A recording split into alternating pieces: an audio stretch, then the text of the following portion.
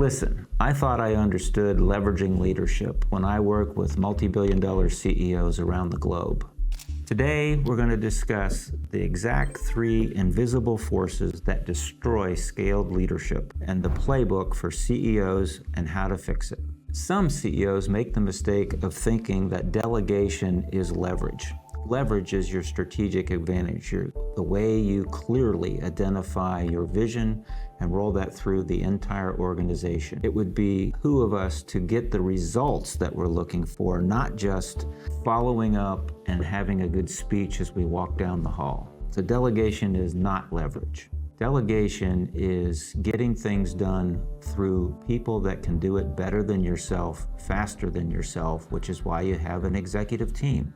Don't always default to the things you like to do, but leverage is getting it done through your team faster and better, taking into account all the stakeholders, shareholders, and the team's capabilities. You have to explain why you're delegating and what needs to be done. There's a coaching moment there where you can pull that executive team member alongside and understand with them why they don't have the clarity of the vision you're casting, why they might not be aligned with the organization's values, and therefore when you delegate, you will get the outcome you're expecting.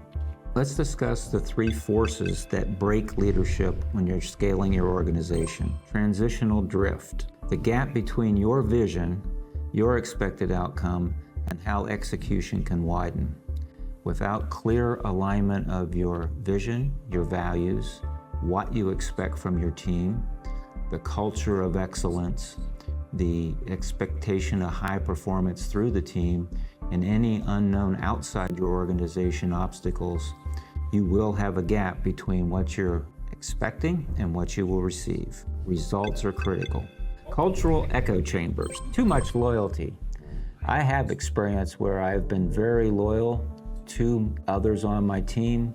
They've been very loyal to me. There has to be an equal balance between loyalty and results. Shareholders expect it, customers expect it, team members demand it. So having too much loyalty can be a problem if not coached and mentored properly. Another one of those 3 forces that can break your leadership at scale would be doing the things you like to do, opposed to ensuring the organization is doing what it needs to do. For instance, I have watched the example where the CFO became the CEO and constantly monitored cash flow, which is a critical part of the business, and you need to monitor cash flow as the CEO, but let your team do their job. If you've put them in a position, give them the training, give them the tools, give them the processes, and let them do their job. Another role creep is the best salesperson, the board taps on the shoulder to be the interim CEO when there's transition going on. You can't hang out with your favorite client all day long. You have an organization to run. Stick to casting the vision, ensuring the values are being lived across the entire organization, and ensure that you are delegating to your team the right responsibilities, the right roles to get the outcomes that meet your quarterly goals, your quarterly KPIs, and when you go to the boardroom, you have results to show.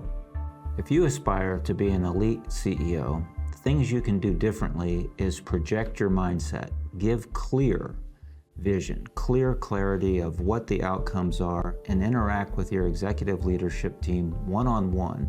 Understand who you're talking to, who you're listening to, and great CEOs always trust but verify the results.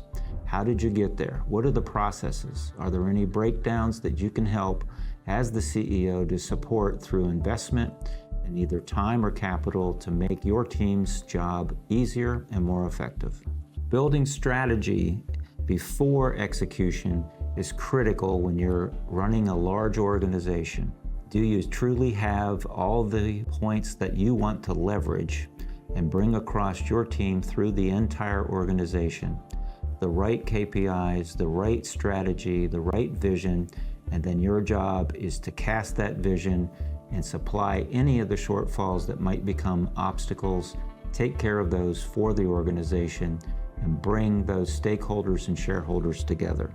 My recent experience with elite CEOs is the use of artificial intelligence, how they're using that to duplicate process, remove remedial tasks, and actually do some strategic thinking, clarification, research in a very quick method to ensure that your leadership team is given the best results, the best plans, and the best strategies to get the outcomes you're seeking. We understand you're leading a complex organization, but if you're needing to be involved in everything that your leadership team is doing, that is not scaling your leadership. I call that babysitting.